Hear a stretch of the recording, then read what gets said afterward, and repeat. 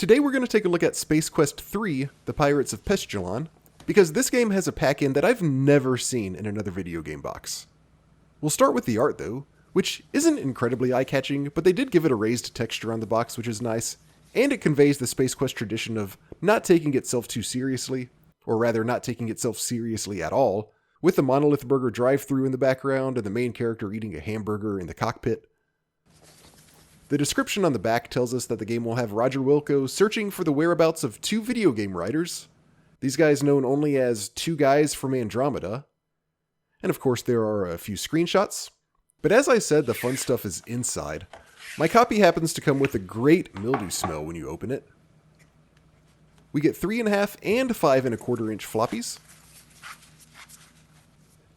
Then there's some miscellaneous stuff, instructions for installing the game, a warranty, instructions for making backups, a little mini catalog, and this is different, a coupon for a sound card, as well as a letter from Sierra President Ken Williams telling customers that maybe they should consider buying a sound card. The neat thing about this is that it feels sincere. Sierra wasn't selling these themselves, and Mr. Williams even takes time to emphasize that these are not necessary, especially if fidelity isn't important to you. If you don't mind playing a game on a black and white screen, the addition of a sound card to your machine is probably not important to you, he says. But here comes the good stuff. We'll come back to these because I've got to get to this Space Quest cardboard cutout mask, which is what I was referring to earlier. Normally I would be hesitant to punch these out because I like keeping this stuff intact, but my copy is partially punched out anyway, and plus I just really want to see what this looks like when it comes together. This is supposed to be the likeness of one of the Two Guys from Andromeda.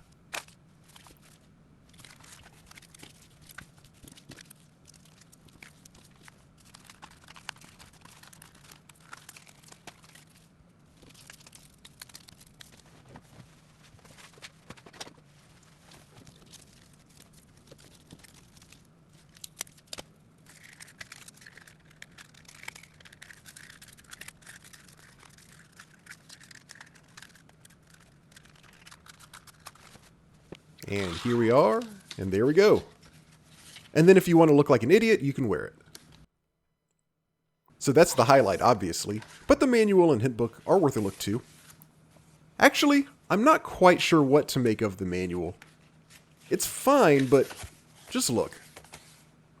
So here's a funny ad for a petting zoo at Nimbus 3, then some kind of poster for Hare Island. Okay.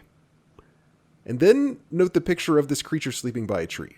It seems kind of random. I don't know if this is supposed to be one of the animals from the Nimbus petting zoo or what, because he doesn't appear in the game. But then we cut to a short little comic introducing the game, starting on this page. Then it continues here, but this panel just isn't colored. Then the third panel is colored again, and we get this background story of the two writers being kidnapped by software pirates. Nice play on words. And then that's the end of that, but as we continue through the manual, we get more panels of that random creature sleeping by the tree. Here he is waking up. Then he notices something. He stands up to look at it. He pulls the tree out of the ground and throws it at whatever he saw. Debris and a person fall to the ground. Then there's a bunch of onomatopoeia that I've never heard. And now the creature is sleeping again. I don't know. To be clear, this is not anything that happens in the game. I honestly don't know what's going on, but I like it anyway, I guess. Finally, there's actually a very thorough hint book included with the game.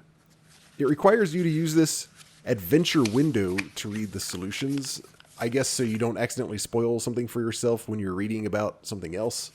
I'm not sure why they felt like they had to give this a name. It's funny that they call it Adventure Window specifically. Also note that this is not one of your typical packed-in hint books that just gets you through the first 15 minutes. This covers the game from start to finish, and it's even broken down into general hints, item locations, and a straight walkthrough. The book has answers to such common questions as, golly gee whiz, do I have to go all the way back to the grabber again to get back to the rat's lair?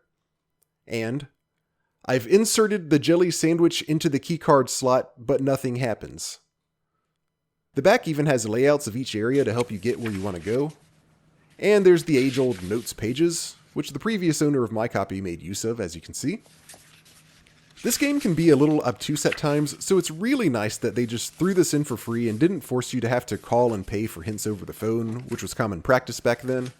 For me, Space Quest 3 bridges the gap in quality between the first couple of games and those better ones that would come later. But even in the bad entries, the franchise kept a consistent sense of humor. And what better way to expand that humor than with a dumb-looking mask that 99% of people won't even recognize if you were to put it on for some reason. This is truly a one-of-a-kind pack-in.